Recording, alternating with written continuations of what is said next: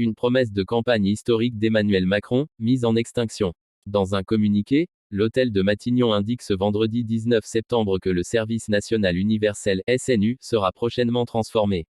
Une modification qui est faite à l'occasion de l'annonce de la suppression de plusieurs délégations interministérielles dès ce vendredi dans un souci d'économie, via la mission État efficace. Pour les services du Premier ministre, il s'agit de remettre de l'ordre dans les organisations, et non de supprimer des politiques publiques. Parmi elles, Matignon note la suppression de la délégation générale en charge du service national universel au 1er janvier 2026, dans un contexte de mise en extinction du SNU. Toutefois, si ce projet phare, annoncé dès la campagne présidentielle de 2017 et mis en place en 2019, ne sera bientôt plus sous sa forme actuelle, son remplaçant est déjà annoncé. Matignon évoque la création prochaine du service militaire volontaire. L'annonce est un revirement à 180 degrés des ambitions récentes pour le SNU.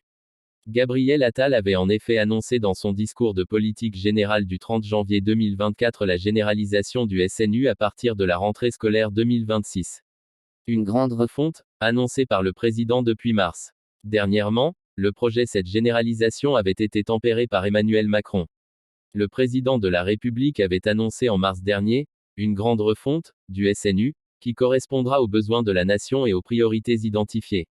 Selon un sondage du Centre de réflexion Destin commun pour Ouest France et datant de mars 2025, 61% des Français interrogés se disaient favorables au rétablissement d'une forme de service militaire obligatoire.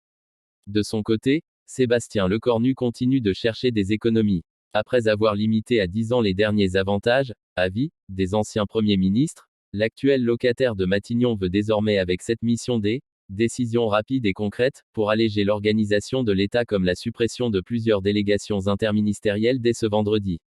Rendre l'organisation administrative plus lisible, plus simple et plus efficace.